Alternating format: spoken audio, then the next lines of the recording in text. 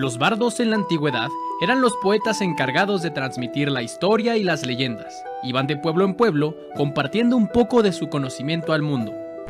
En la actualidad se trata de dos idiotas con acceso a internet.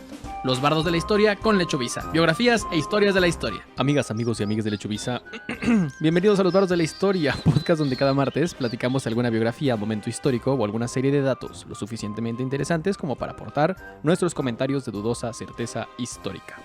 Voy a acomodar la cámara. Ok, continúa. Puedes escuchar el podcast en Spotify, Apple Podcasts, iVoox, Amazon Music y en YouTube. En Spotify y YouTube puedes además ver nuestras hermosas caras y te invito a que te suscribas, des seguir en donde tengas escuchando este podcast y que además actives las notificaciones. Esto te permitirá enterarte cada vez que subimos contenido. Permitirá totalmente en vivo.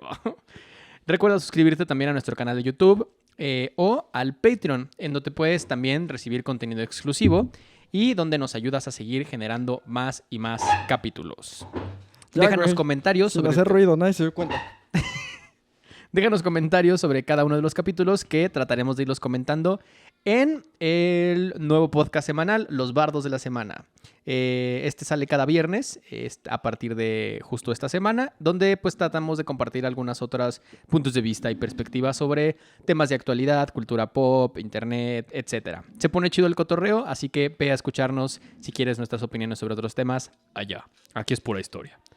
Mi nombre es Diego Villanueva y como cada semana me acompaña Sergio Villagrán. ¿Cómo estás, Sergio? Como el Chicharito, güey, con un coraje Pelón. pelón y puto desgraciado, güey. No, todo bien, güey. Muy contento. Justo como dice Lecho, acabamos de grabar nuestro nuevo show. Y nada, muy feliz. También aprovechando para invitarlos a la convivencia de este 5 de agosto para Patreons y miembros exclusivos. Así es. Me van informando que no es para todos, entonces Sí, el 5 de agosto a las 7 p.m. hora de México. Ya la información la están recibiendo justo en estos canales, pero también... Justo en este momento. Justo en ese momento. Revisen sus celulares. Les llega como notificación de Uno TV. Si ustedes quieren entrar a esta convivencia, pues también están a tiempo de suscribirse a cualquiera de estos dos medios, el Patreon o el canal de YouTube. En fin. Para quienes recién se suman al podcast de Los Bardos de la Historia, les platico la dinámica. Cada semana, alguno de los dos prepara un tema y va a platicar sobre alguna historia o algún hecho que sucedió, vaya. Y la otra persona no tiene idea de lo que vamos a hablar. En este capítulo me toca a mí contar la historia, así que Sergio, ¿estás listo para la pista? Interpretaré eso como un efusivo sí. Como es un tengo opción. ¿Puedes decir que alguien... No, güey. No. Bueno, la pista del día de hoy, Sergio, esto es una historia horrible que se relaciona con Cindy la Regia. Ok, vamos a contar la vida de Samuel García.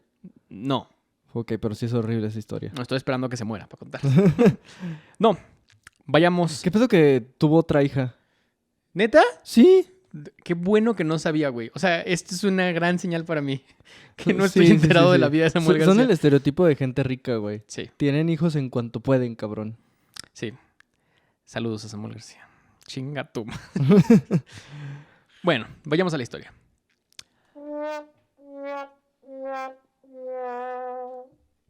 España solía ser un reino, hasta que en el siglo XVIII, finales, pero sobre todo en el XIX, Se volvió una reina. se volvió una reina. No, sí. Sus colonias dijeron, ¿sabes qué? ¿Sabes qué? Peito. Tú no eres mi verdadero papá. Tú no eres mi papá, cuya yo. Y dijeron, al Chile no los necesitamos. Lo tenemos todo acá, tenemos gente chingona, tenemos recursos, güey. Nos tenemos los unos a los otros y nunca nos vamos a pelear. Güey, me mama el concepto del niño de tú no eres mi papá, cuya yo.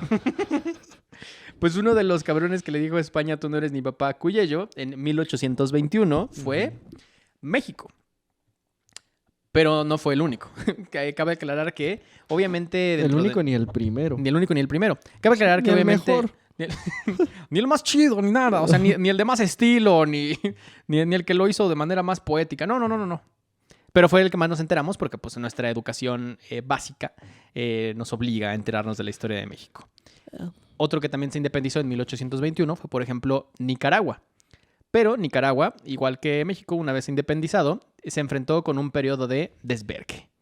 Obviamente, como en un símil que sucedería en todas las colonias a partir de la independencia, pues vinieron muchísimas luchas por el poder. Guerras civiles, golpes de estado, facciones liberales y conservadoras. Es como si estuvieras viviendo México, pero con otro acento. Sí, todo Latinoamérica fue lo mismo, ¿no? Sí. La lucha por el poder pues, no se daba únicamente entre partidos ideológicos, también se daba entre caudillos regionales que veían al Estado como un premio y no tanto como una estructura al servicio del bien común. Es quien se adueñaba del trono. Un trono que, después de la ocupación de tantos años por parte de los españoles, pues cualquier persona tenía la misma legitimidad. Nada. A lo largo del siglo XIX, el país se convertiría en escenario constante de enfrentamientos armados, lo que imposibilitó la construcción de instituciones sólidas. Y esta debilidad estructural fue una invitación abierta a las potencias extranjeras. Ujú. Y es que particularmente preocupados por la posición geográfica de Nicaragua, ya que era una ruta interoceánica anterior al Canal de Panamá, quienes más interesados se mostraron en el país fue Los gringos. los Estados Unidos, Ujú. que como siempre dijeron, a mí siempre me ha parecido interesantísima la historia de Nicaragua. No sé si tú sabías, pero yo en intercambio una vez me cogí un nicaragüense y desde entonces me siento muy cercano a su cultura. Ajá, sí, sí, sí. Y a finales del siglo XIX y durante las primeras décadas del XX hicieron un All-American intervencionismo. Ujú. Nicaragua se convirtió en uno de los países más intervenidos de América Latina por parte de Estados Unidos. Ya hemos hablado mucho sobre la doctrina Monroe y su extensión en la política de Theodore Roosevelt.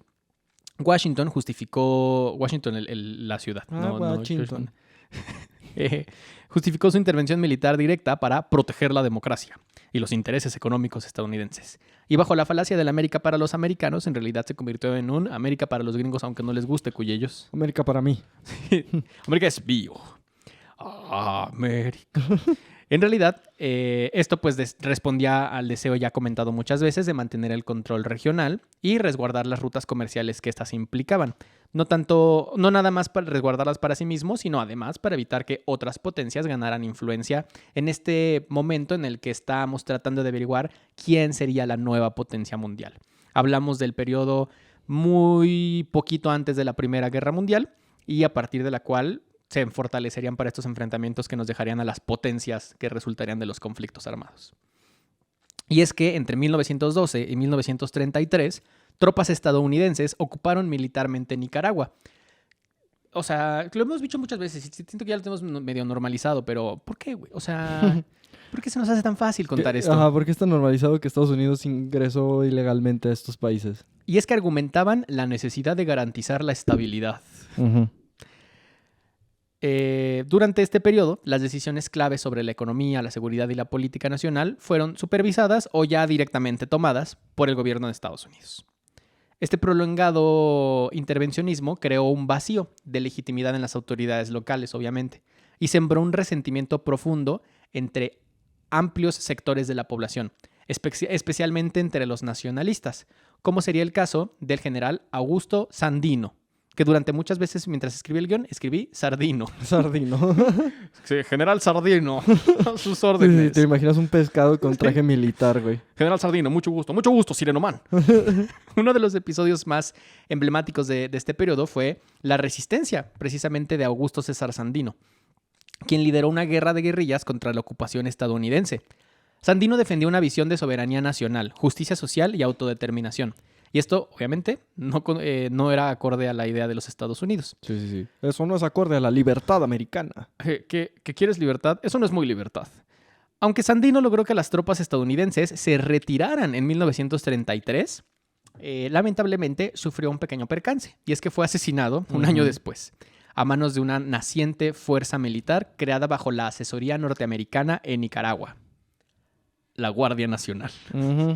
Con este asesinato se cerraría ese primer capítulo de resistencia popular y se abriría la puerta al ascenso de una nueva fuerza, una fuerza apoyada ya directamente por Estados Unidos a través de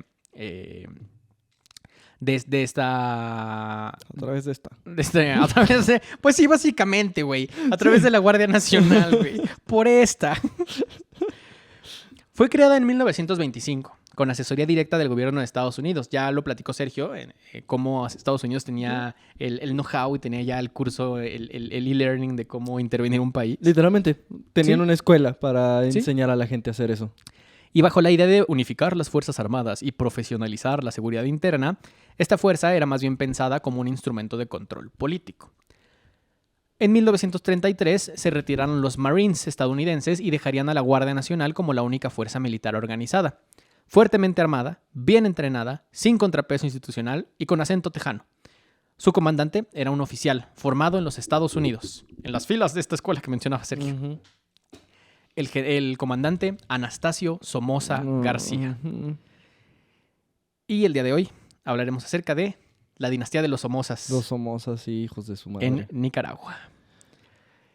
Ya habéis escuchado de este cabrón, ¿no? Sí, no, obviamente. pues, o sea, ¿quién que sepa un gramo de historia latinoamericana no sabe de Anastasio Somoza? Es uno más a la lista de gente horrible que ha gobernado los Sí. países latinoamericanos. Entre este panteón griego de culeros, Ujú. en el que está gente como Pinochet, o como Videla, o como el PRI, Porfirio Díaz. Porfirio Díaz, Sí, sí, está sí. ahí Somoza. Ujú. Somoza García era un personaje perteneciente a una familia acomodada. Había estudiado en los Estados Unidos y contaba con conexiones políticas en las élites norteamericanas. Se supo ganar la confianza de los asesores militares estadounidenses y tras la retirada de las tropas se hizo del control absoluto de la Guardia Nacional. En el 36, y mediante un golpe técnico con apariencia legal, depuso al presidente Juan Bautista Sacasa y se hizo con la presidencia. Cabe señalar que Bautista Sacasa era tío en segundo grado de Somoza. Mm.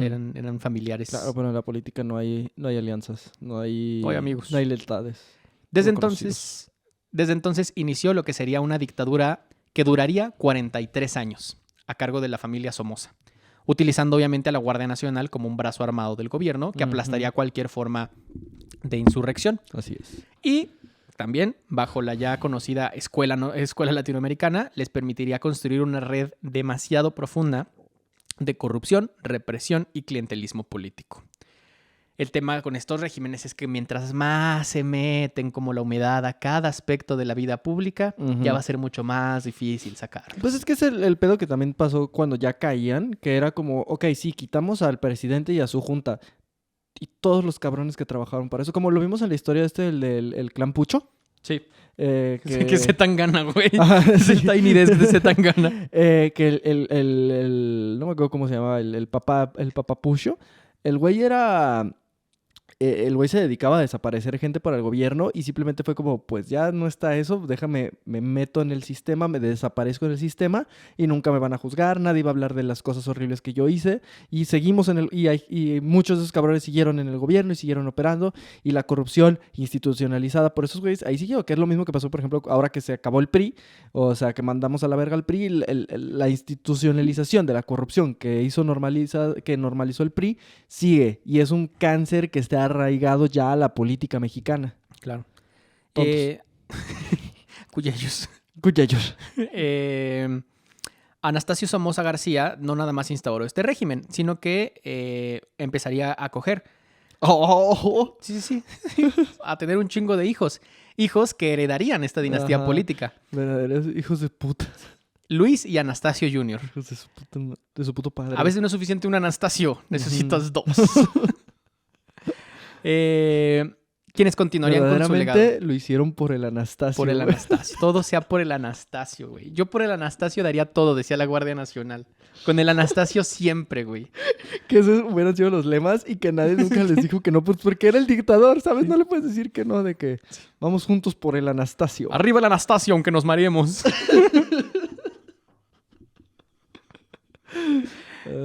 Fue en este contexto de nepotismo institucionalizado Anastasio primero.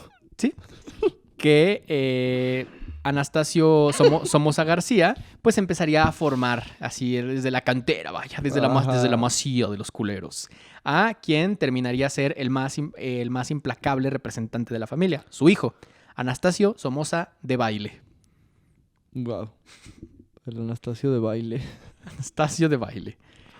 Anastasio Somoza de Baile nació el 5 de diciembre del 25, en el seno de la familia más poderosa del país. Su nacimiento no fue un acontecimiento más, y es que estaba ya ligado a los engranajes del poder político que mencioné anteriormente. Era el hijo menor de Anastasio Somoza García, quien apenas una década después tomaría el control total del país, y de Salvadora de Baile Sacasa, miembro de otra de las familias tradicionales de la élite nicaragüense. Sí, Sacasa, como el cabrón al que habían matado antes. Claro. La unión de estos dos apellidos no solo consolidaba una dinastía, sino que tejía una red de alianzas entre linajes, cargos públicos. Como reyes, güey. Tal Sí. cual, como reyes. Eh, Pero más pobres. Nacer en Nicaragua para Somoza equivalía a nacer dentro del poder. O sea, es el hijo del rey, güey. O sea, ya... Sí, es el Simba. Sí. Desde muy temprana edad, el pequeño Anastasio creció entre símbolos de autoridad. Palacios Qué gubernamentales. rápido creció el Anastasio. Crece rápido el Anastasio. Sí, Cuando sí, menos sí. cuenta te das, ya están de tu altura. Palacios gubernamentales, escoltas, fiestas diplomáticas, visitas de militares, todos visitaban el Anastasio. Su niñez estuvo marcada, no por el juego, sino por la observación de un padre que dirigía el país como si fuera una empresa. En ese entorno aprendió pronto que gobernar no era una función pública, sino una empresa familiar. Ujú. Fiel a la tradición de las élites, fue enviado desde muy joven a estudiar en el extranjero. Pasó por instituciones privadas en Nicaragua y luego por escuelas católicas en Estados Unidos, como la Salle Military Academy en Nueva York. Wow. Este tipo de escuelas no solo... De la Salle, de Sí, los de los Lasalle. lasallistas. Changos. Este tipo de escuelas no solo formaban a los jóvenes en materias convencionales como el español, la aritmética, sino que también los instruían en disciplina, obediencia, el camino oscuro y el Ujú. nacionalismo. Sí, las artes oscuras, güey. Sí, defensa contra las artes buenas y duelo con sable. Valores que encajaban perfectamente en el Anastasio. Pero la cúspide de su formación... Ujú. eh, Eso va a ser todo. Ese es el pico de la comedia que vamos a alcanzar este episodio. Ya lo decidimos. Sí, pero el peor es que contextualmente hay muchas maneras de utilizar el Anastasio Sí, en el total- capítulo, güey. Totalmente. A veces crees que ya usaste el Anastasio para todo lo que se puede. No, Dices, oye, siempre hay nuevas maneras de usar el Anastasio. ahí también aplicaba el Anastasio. La cúspide de la formación del Anastasio llegó cuando ingresó en la prestigiosa... Que además es full chiste de señor de que ¡ah, el Anastasio! ¡Ah! ¡Ah! ¡Ah! ¡Ah! ¡Ah! Tu tío que se ríe como el Joker de Jared Leto. ¡Ah! ¡Ah! ¡Ah! ¡Ah! ¡Ah! El tío huele muchísimo a brandy, ¿no? Tío, ya le dije, huele a Bacardí, puta madre. No, venga. Cuando ingresó en la prestigiosa Academia Militar de West Point, la misma donde se habían formado varios de los oficiales más influyentes de Estados Unidos. El ingreso de Somoza de Baile a West Point no fue una casualidad ni mérito académico puro. Fue una decisión política que consolidaba los lazos entre Nicaragua y Washington en plena Guerra Fría. Claro. En West Point no destacó por su intelecto o carisma, sino por su obediencia a la estructura. Ahí adquirió una visión tecnocrática y vertical del poder. El liderazgo no se ganaba, se ejercía. La autoridad no se compartía, se imponía.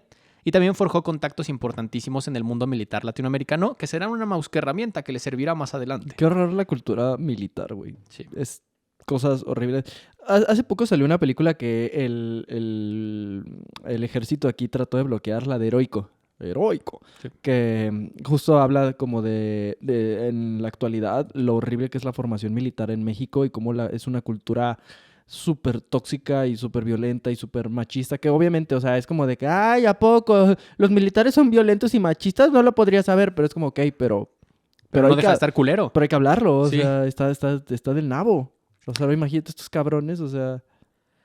A los 21 años, en 1946, se gradúa y regresa a Nicaragua, ya totalmente formado y profesionalizado para ser un culero. ujú. A su regreso ya estaba completamente dominada Nicaragua por el régimen de su padre. El país era manejado como un feudo, los negocios familiares crecían, los opositores eran perseguidos, sobornados o asesinados, y la Guardia Nacional se había convertido en el verdadero árbitro del poder. Pero me mueve que 3 de esas opciones son horribles y una es como, pues ya qué, ¿sabes? ¿Te persigo? ¿Te asesino? ¿O dinero? Sí, pues es la lógica de plata o plomo, güey. Ujú. En ese contexto, el apellido Somoza era la ideología total del sistema y se le empezó a denominar el somocismo. Una fórmula autoritaria con fachada de legalidad. Combinaba, obviamente, y ustedes levanten la mano si en su país sucedió alguna de las siguientes: elecciones manipuladas, represión selectiva, control económico, propaganda, vínculos religiosos, cooptación de las élites empresariales y rostros atractivos para ser las nuevas élites políticas. Sí, la raza que nos escucha desde Suiza. No, No, nunca. fíjate que aquí en Copenhague Ajá. jamás nos ha pasado. Ajá. Sí nos bombardearon, pero aquí andamos. No, pues a Suiza no le pasó. ¿Qué le pasó malo a Suiza? Copenhague está en Dinamarca. Ah, ok. Pero en Suiza. Sí, no. ¿Qué malo le ha pasado a Suiza en tu pinche historia? Fíjate que aquí, como somos el banco del mundo. Una vez se nos hizo malo un cargamento de chocolates y tuvimos que comérnoslos así. Sí, caray. Nomás estaban amargos. Nunca les vamos a decir quién guarda su dinero aquí, ¿eh? No, Nunca. Ni preguntes. Porque han de estar armados hasta los dientes Sí, los sí. suizos, güey. No manches. La guardia suiza, güey, son todos como los robots de Ultron, güey. La Guardia Suiza. A ver, ¿quién defiende a Dios, güey? En el mundo, ¿quién defiende a Dios? Literal, la Guardia Suiza, güey. Sí. Dios dijo, ustedes, cabrón. Desde sus 20 y tantos años comenzaría a participar ya en tareas claves del gobierno como miembro de la oficina de su padre. Primero como asesor presidencial, luego como representante diplomático y ya más tarde como subdirector de la Guardia Nacional. Qué padre, ¿no? Nacer y ya tener chamba. asegurada tu chamba, güey.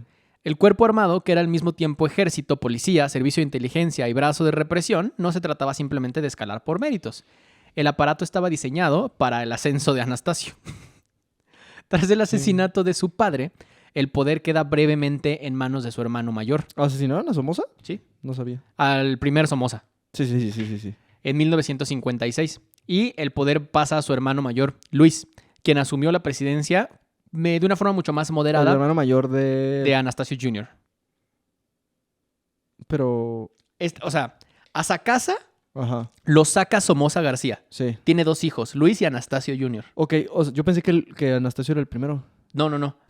El segundo Anastasio. Ajá. El primero Anastasio, pues sí te marca, pero ya tu segundo Anastasio. No, sí, pero más bien que era el primer hijo de No, Anastasio. era el menor.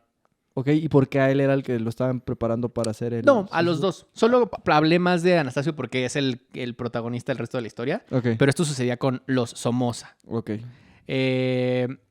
Luis, su hermano mayor, también asumió la presidencia, pero con un estilo mucho más moderado. También había recibido toda la educación de la esencia dictatorial, pero su hermano mayor asumiría el mando absoluto de la Guardia Nacional. Ay, no. 2 hermanitos que tenían básicamente el control total.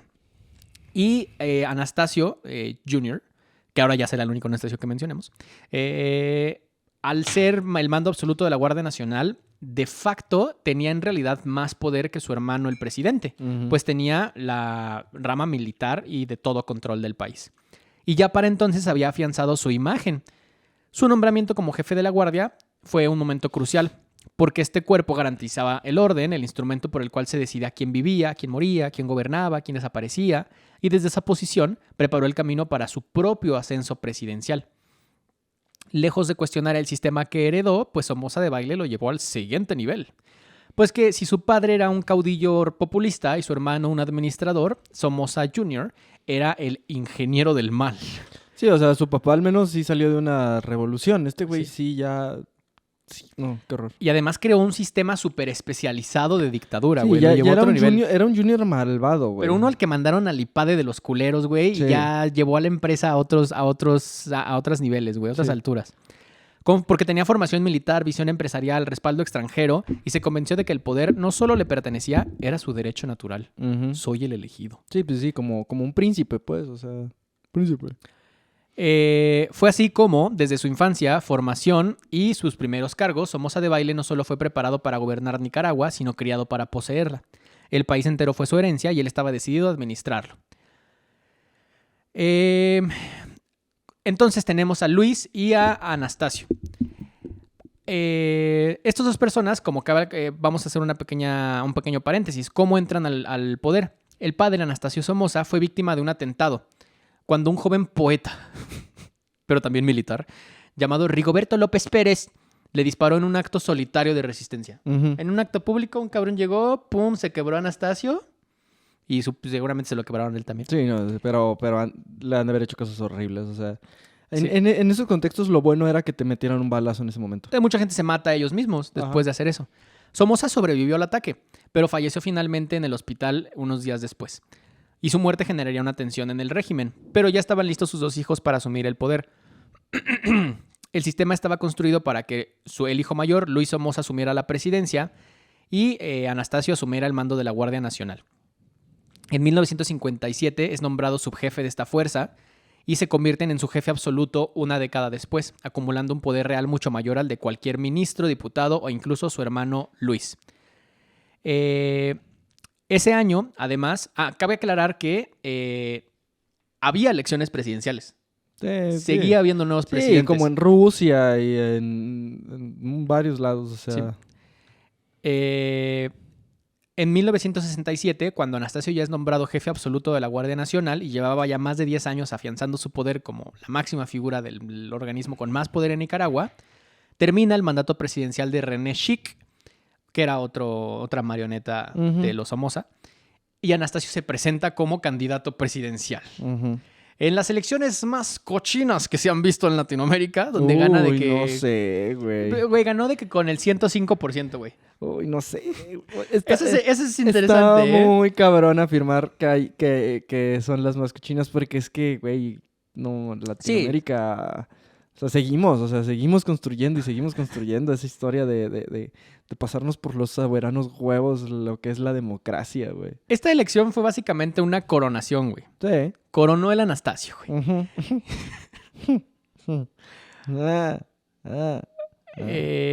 Y es que para ese momento Anastasio ya controlaba las funciones militares, la policía civil, todas las redes de espionaje interno, las cárceles, el sistema judicial...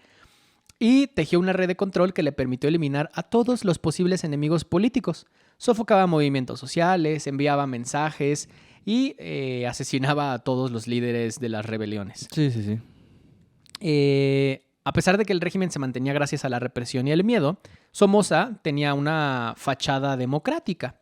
Nicaragua nunca dejó de tener elecciones, congresos, incluso existían los partidos opositores, pero todos eran cuidadosamente controlados, además de que a quién se le va a antojar ser un partido opositor, ¿no? Te parten el hocico, güey. Las elecciones eran convocadas regularmente, pero los resultados siempre eran los mismos. El somocismo ganaba, gracias a la manipulación del padrón, la cooptación del Consejo Electoral y el uso abierto de recursos del Estado.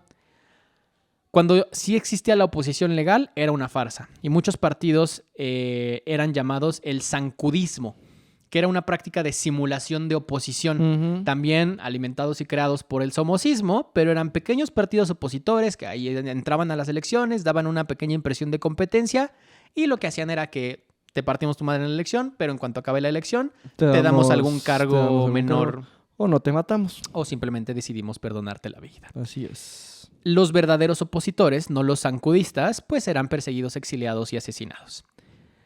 Obviamente, como cualquier régimen, esto no sucedería si no era alimentado por el culto a la personalidad del líder.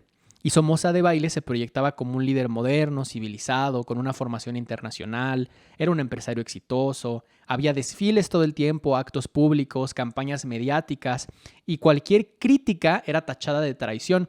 Los medios independientes eran todos clausurados de manera pacífica o forzada. Y recordemos que esto sucede en el contexto de la Guerra Fría. Estados Unidos veía en América Latina un tablero de ajedrez. Y el temor del avance del comunismo, especialmente tras la Revolución Cubana, llevaría a Washington a sostener a gobiernos autoritarios mientras fueran anticomunistas. Nicaragua, bajo el régimen somocista, era un aliado triple A, 5 estrellas. Somoza Debayle mantenía relaciones extraordinarias con Estados Unidos, con todos sus embajadores, viajaba frecuentemente a Washington, garantizaba protección a las inversiones extranjeras, ofrecía estabilidad en una región bastante problemática y a cambio recibía millones y millones de dólares en diferentes formatos. Sí, negocios y cosas ahí que tenían. Y ayuda militar también, económica, mucha ayuda operativa y obviamente todas las tajadas que se llevaban con la inversión extranjera. En ciertos sectores del gobierno estadounidense surgieron críticas hacia los métodos del régimen, especialmente durante los gobiernos de Kennedy y de Carter. Terminaron por inclinar la balanza a favor del pragmatismo, y es que más valía una dictadura amiga que una democracia inestable. Claro que sí. Esta lógica de el enemigo de mi enemigo es mi amigo blindó a Somoza, a pesar de las denuncias de corrupción y de las violaciones de derechos humanos. Bajo el liderazgo de Somoza, Nicaragua se convirtió ya, como habíamos dicho, en una empresa familiar. Se calcula que hacia finales de los años 70, la familia Somoza tenía en sus arcas, en su banca, el 25% de la economía nacional. No te pases de lanza, güey. Qué asco, güey. Neta, qué asco de cabrones. Obviamente controlaban la presidencia y la Guardia Nacional, pero los Somoza también eran los dueños o principales accionistas de bancos, fábricas, ingenios de agricultura, aerolíneas, cadenas hoteleras, medios de comunicación, fincas ganaderas y constructoras del Estado. ¿En qué momento dices ya es suficiente, güey? Ya no necesito más dinero. Pues es que para estas personas nunca, güey. O sea, ese es el tema. Qué asco, güey. Nunca llega el suficiente. El Estado sería utilizado como una herramienta de enriquecimiento sistemático. Los contratos públicos se adjudicaban a empresas familiares, las importaciones y exportaciones pasaban por filtros dominados por el clan y los recursos de ayuda internacional se desviaban para uso personal. Todo esto con la complicidad de todos los sectores privilegiados de Nicaragua, que obviamente se hacían de la vista gorda por las enormes cantidades de dinero que les significaba que el somocismo siguiera siendo sí, claro, el gobierno. güey, porque es que ese es el pedo, que para mucha gente de clase alta las dictaduras son buenas, o sea, son beneficiosas para ellos, o sea... Sí, que es por lo que también entiendes por qué los ricos siguen votando por el PAN, ¿no? O sea, por qué los ricos votan por el PRI, por qué los ricos votan por un Morena corporativista, porque pues ahí está el beneficio, o sea, si lo veo del sentido más lógico, entiendo su voto, güey. Se han visto beneficiados, Sí. ¿por qué no querrían seguirlo siendo? Y a ellos les vale madres, o sea, a ellos no les afecta. Ya no existía la línea entre lo público y lo privado, porque también los Somoza podían, en caso de que alguna de estas empresas decidieran ya no estar tan de acuerdo o en algún momento reclamar, simplemente expropiaban la empresa. Y ya era otra empresa de los Somoza.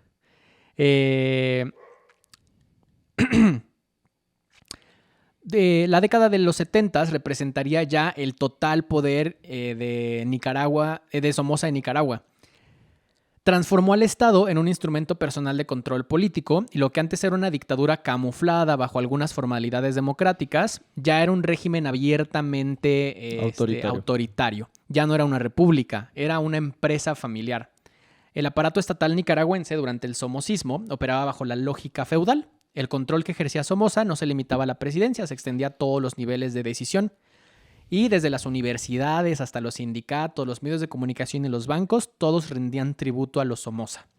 Nada ocurría sin su consentimiento y nada iba más allá de su bendición.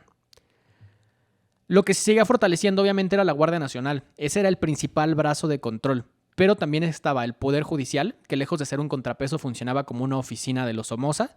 Y las leyes eran redactadas obviamente para favorecer los intereses del clan.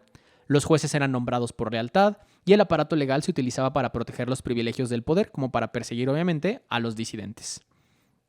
El principio de legalidad no existía, era un mito, ¿no? Es más bien el principio del somocismo. Y los medios de comunicación estaban bajo control. La familia Somoza no nada más los controlaba, los censuraba. Eran dueños de las emisoras de radio, de los canales de televisión, claro, los periódicos. Y pues esto les permitía proyectar cualquier imagen que quisieran. Era total absolutismo, güey. Los medios independientes eran perseguidos, clausurados o comprados, y el aparato propagandístico exaltaba a Somoza como el líder moderno que tanto quería verse. El enriquecimiento personal y familiar era producto de un sistema perfectamente engranado. Ya mencioné todo lo de lo que se hicieron dueños en los 60s, pero para los 70s incluyeron también todas las líneas navieras y la única cervecería industrial del país. También el alcohol. Todo era de los Somoza. Pa' donde voltees. De aquí para allá es de uno y de aquí para allá es del otro, güey. Empresas fachada encabezadas por prestanombres también o funcionarios del régimen. Y el control de las importaciones y exportaciones les permitía también manipular todos los precios. Regulaban el acceso al dólar preferencial y otorgaban licencias discrecionales. La economía estaba atada a Somoza y las licitaciones públicas no existían. Los contratos estatales se adjudicaban todas a empresas de los Somoza y el Estado compraba bienes o servicios que nunca se entregaban. Güey, no puede ser, o sea, qué cabrón. Sí, o sea, el gobierno va a comprar un avión. ¿Para qué? No se informe. No se informe, culero. Y uno de los ejemplos más notorios de corrupción sucede cuando algo, pues, sobrepasa el poder o la decisión, o al menos la planeación de los Somoza. Y es que en 1972, y tras el terremoto de Managua, El manejo de la ayuda humanitaria es una de las mayores muestras de todo esto.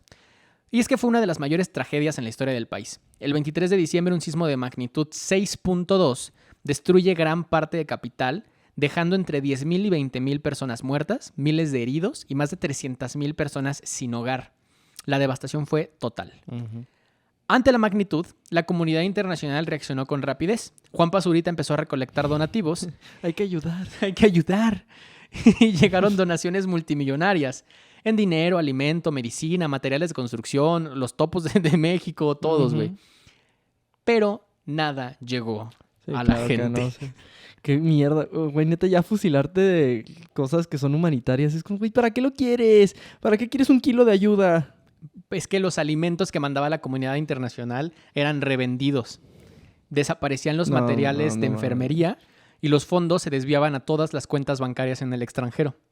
Qué hijos de perra, güey.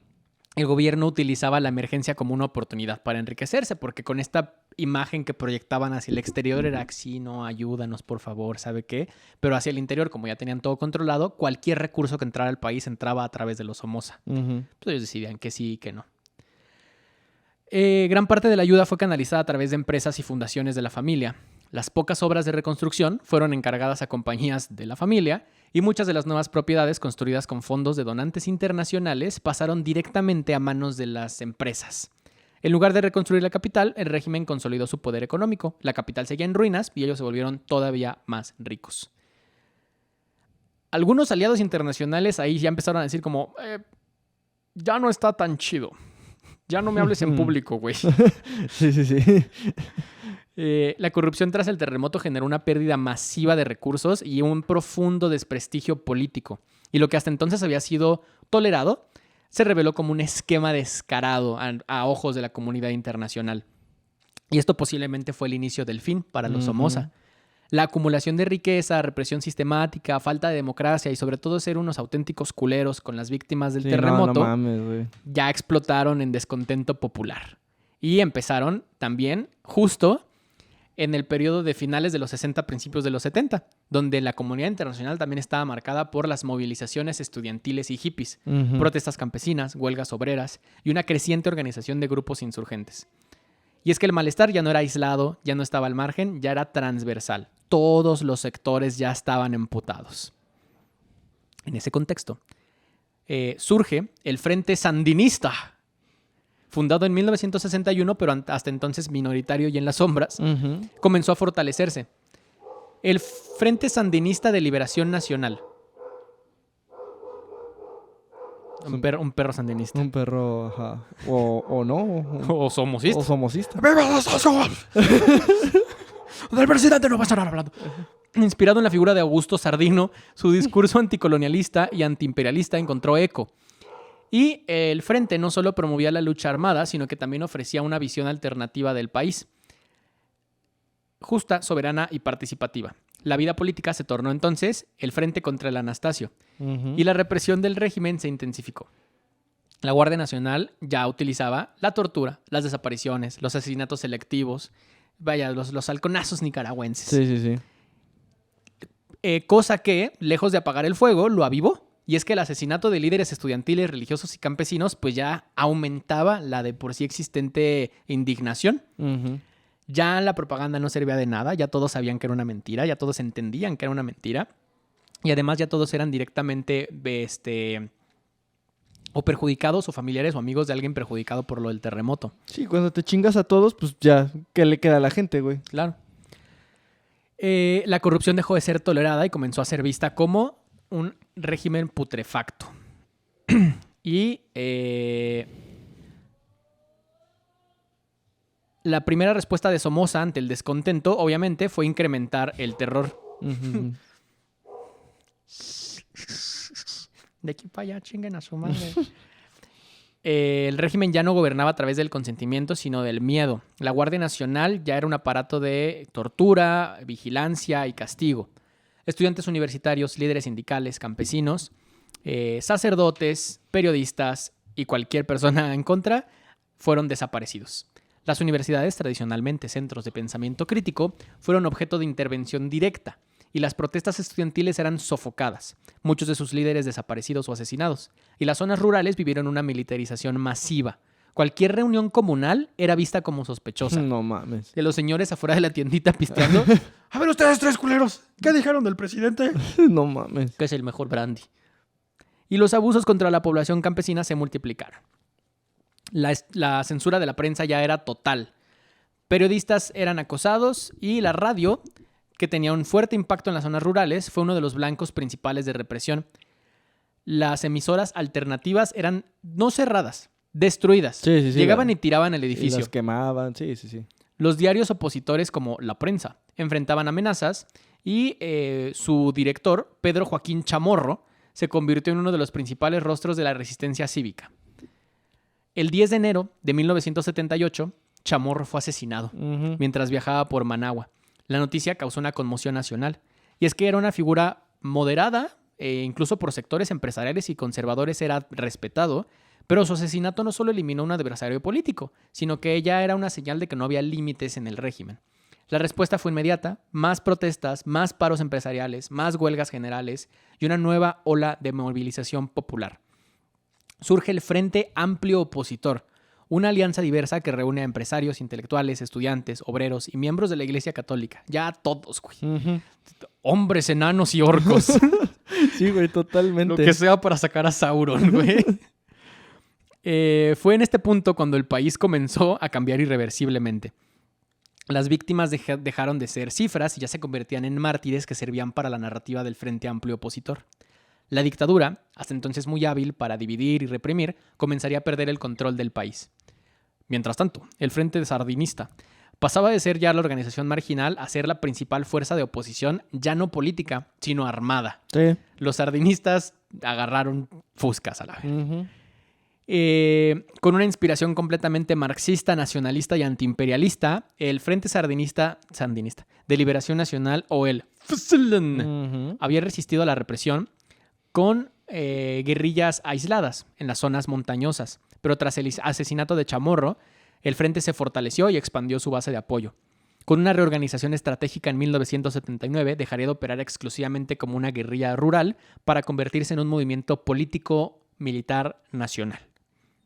Crearon brigadas urbanas, organizaron la toma de barrios, ataques simbólicos y ofensivas coordinadas. Su discurso ya no apelaba únicamente a las ideas revolucionarias del marxismo, sino a la dignidad mínima básica. Sí. O sea, ¿cuál reparto agrario? Güey, déjanos en paz. O sea, lo que sea, pero vete. Ya me tienes harto. Se volvió una causa transversal. Lo apoyaban obreros por su visión de justicia social, campesinos por la promesa de tierras, estudiantes por el sueño de libertad, religiosos porque Dios nos abandonó, Ajá. e incluso muchos empresarios que ya no se estaban beneficiando Sí, del de que régimen. ya no nos cae dinero. El colapso del régimen somocista no puede entenderse sin considerarse también el contexto del resto de la región latinoamericana. Y es que en los años 70, América Latina era este hervidero de cambios políticos. Por un lado, había dictaduras que todavía estaban siendo fuertemente sostenidas por los Estados Unidos. Ujú. Chile, Argentina, Uruguay y Brasil seguían siendo estos estandartes de la escuela americana. Ujú. Y por otro, ya habían movimientos revolucionarios en distintos países. Nicaragua no era la excepción, pero a diferencia de otros contextos, el somocismo era tan brutal que incluso en la lógica de la Guerra Fría ya no era defendible. Ujú. Y se deterioraba su imagen ante los ojos de la comunidad internacional. Incluso el Vaticano, gobiernos europeos y organizaciones de derechos humanos ya se empezaban a abrir y a denunciar abiertamente al régimen. Pero incluso en Estados Unidos, su principal aliado comenzaba ya a sufrir bastantes fisuras. Y es que esto que sucedía en Latinoamérica también tenía mucho que ver con las críticas del movimiento hippie en Estados Unidos hacia el mismo gobierno, Estados Unidos, que estaba atravesando su propia guerra en Vietnam Ujú. y que no les estaba yendo nada bien. Sí. Durante la administración de Jimmy Carter, con un enfoque más centrado en los derechos humanos, la presión aumentó, se redujo la ayuda militar, se emitieron comunicados condenatorios y se intentó forzar una transición. Somoza dijo, no hablo inglés, güey. En el año 79, la resistencia se vuelve guerra. El país estaba en estado de sitio permanente. Miles de detenidos, desaparecidos, casas allanadas y barrios bombardeados. Pero Barrios bombardeados ya cuando te vale pito, güey. O sea... el Frente Sandinista, junto con el pueblo movilizado, comienza una ofensiva total. Los combates llegan a las ciudades y la Guardia Nacional, a pesar de su brutalidad, empieza a ceder terreno en muchas de las principales ciudades del país. Entre junio y julio del 79, la Guardia Nacional se replega y el control territorial de los insurgentes crece. Las principales ciudades fueron cayendo una a una y las calles se llenaron de barricadas, de gritos, de jóvenes con fusiles y ancianos con banderas. De jóvenes con ancianos y fusiles con banderas. Sí. ¡Lanza un anciano! La población ya estaba agotada. Y es que a esa altura, de por sí, ya te pueden matar. Entonces, que te maten peleando. Sí. La presión internacional ya era asfixiante y los embajadores comenzaron a salir del país. Las últimas declaraciones de Estados Unidos en este conflicto fueron muy ambiguas, pero ya no ofrecían apoyo incondicional. Ya eran estas típicas declaraciones de Estados Unidos de nosotros condenamos la guerra, ¿eh? Sí, no se hagan daño. Y también celebramos la democracia. O como ustedes decían, arreglarse, nada más háganlo allá. Ya no es nuestro problema. No conozco ese cabrón. Hijos de su perra madre, güey. Y Anastasio Somoza de Baile, aislado, desesperado y con un control cada vez más pequeño, huye del país. Abordó un avión en el aeropuerto de Managua y abandona Nicaragua rumbo a Miami, Ay, claro que sí, güey. llevándose toda su fortuna, la verga, todas sus monedas de rico MacPato Sí. y dejando atrás un país en la mierda. Desde ahí llega luego a... Ay, le volví a picar. ¿A dónde? Dímelo. Llega a Paraguay, donde buscaría refugio bajo la protección de Alfredo Stroessner, otro dictador latinoamericano. Pero su destino ya estaba escrito. Dale. Y es que un año después, un comando del Frente Sandinista que llegó a Asunción, Paraguay, lo asesinaría. Dale. Qué bueno. En ningún lugar está seguro, culero. Y la salida del país de Anastasio y su posterior muerte, pues no significó la desaparición de su influencia, como bien comentabas. O sea, no es como que matas al cabrón y ya se arregló todo. Sí, yo lo comenté muy bien. Sí, tú lo decías muy bien, Sergio. Gracias. Con esto, yo todo lo demás eran las reflexiones que ya dijiste, ya. Pueden seguirnos en Instagram. Durante su exilio, Somoza vivió muy protegido por redes de poder internacional, rodeado de privilegios y aún convencido de su derecho a mandar. Su asesinato cerró de forma brutal y simbólica pues el capítulo del somocismo. Y tras su salida, cabe aclarar que estuvo vagando por distintos lugares donde sí lo protegían. Y es que había creado esta red desde su juventud en Estados Unidos de aliados políticos empresariales, pero ya en su poder en Nicaragua, de aliados militares para cuidarlo. No nada más estuvo en Miami y en Paraguay, estuvo en Bahamas, estuvo en Guatemala, estuvo pues vagando por distintas escalas, ¿no? Y en cada escala, Somoza intentaba convencer a todo el mundo de que la revolución sandinista era ilegítima, de que había sido derrocado por una conspiración comunista y de que el verdadero futuro de Nicaragua dependía de su retorno. Hijo de su perra madre, güey. De verdad los odio. Pero afortunadamente ya todos lo trataban de loquito del centro. Sí. Finalmente encuentra el asilo en Paraguay, pero terminaría por morir. A pesar de eso, alcanzó todavía a comprar una lujosa residencia en Asunción y se dedicó a redactar sus memorias, recibir antiguos colaboradores y a planear su regreso al poder. Sí, ya súper poético e imposible, vaya. Publicó el libro Nicaragua traicionada, donde se presentó como la víctima de la política exterior estadounidense. Denunció a la administración Carter, al movimiento sandinista e incluso a muchos de sus antiguos aliados. Sí, patadas de ahogado, güey. Pero su versión de los hechos ya no convencía a nadie. A diferencia de otros dictadores que lograron reinventarse, Somoza era una figura muy, muy tóxica. Y ya nadie quería asociarse con él. ¿Cómo funcionó el asesinato? Este frente que llegó a Asunción en colaboración con los integrantes de la organización argentina, el Ejército Revolucionario del Pueblo, planearon una operación durante meses con precisión militar. Y es que Somoza no debía morir como un anciano retirado. Era importante que fuera asesinado. Sí. La mañana del 17 de septiembre, Somoza viajaba en su automóvil Mercedes-Benz nuevecito y bien chulo, junto a su chofer y su asesor financiero.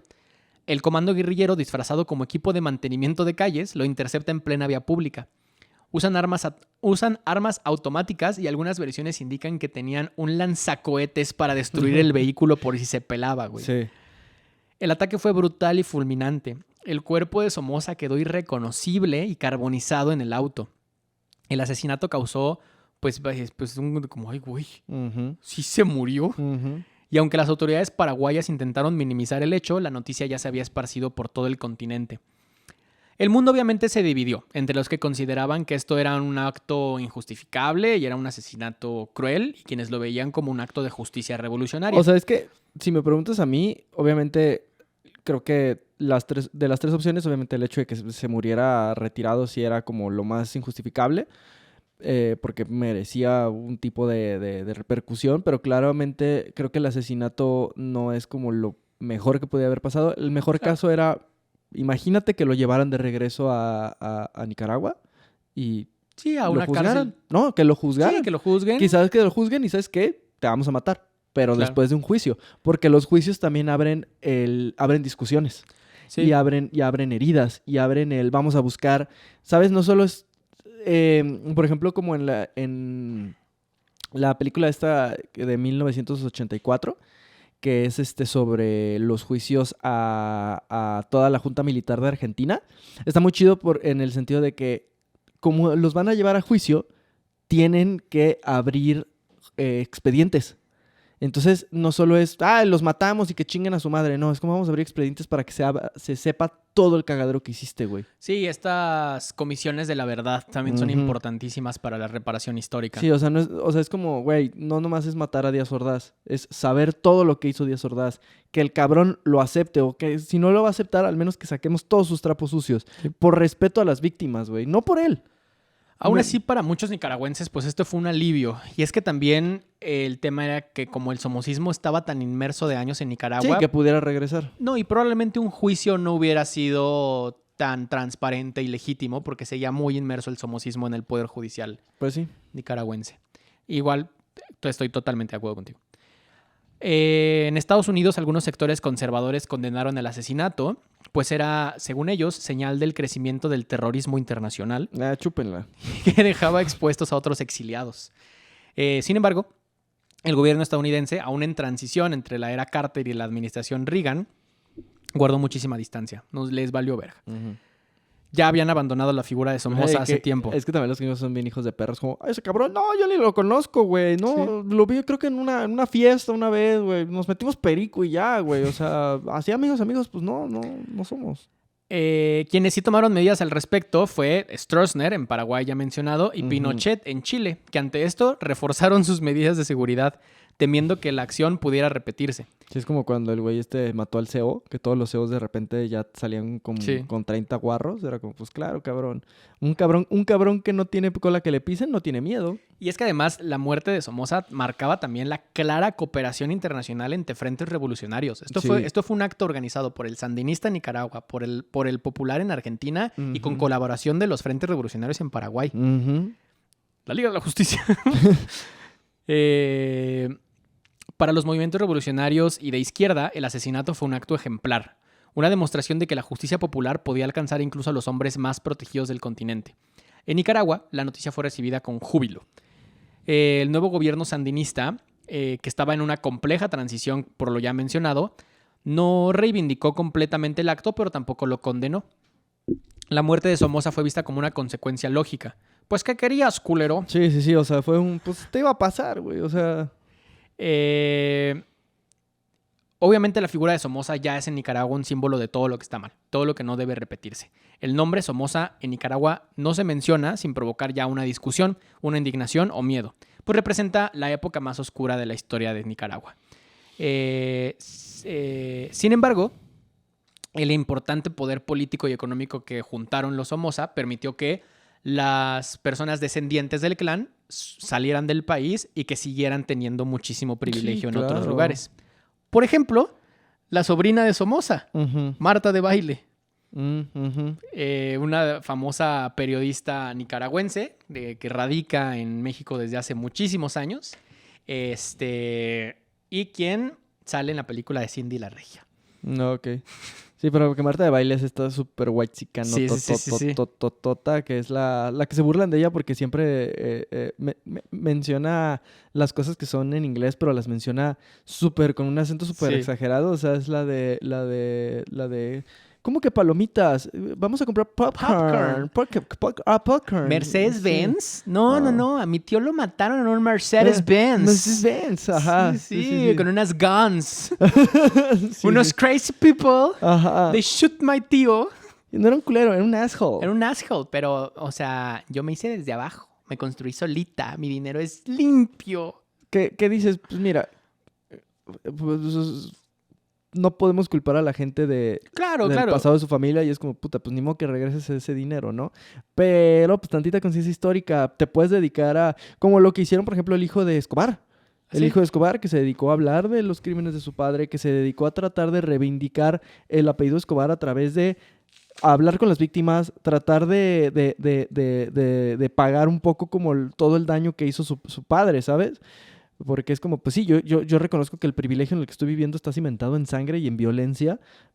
No es mi culpa, pero sí siento esa responsabilidad de tratar de reivindicarlo y no de hacer contenido súper de la verga como esta señora. Sí. Y esta es la historia de El manera Anastasio. muy resumida de Anastasio Somoza de Baile, con el contexto de cómo estaba Nicaragua en ese momento, la transición y la red que crearon y cómo murió el cabrón. Mataron al culero. Mataron al culero. ¿Qué te pareció la historia, Sergio?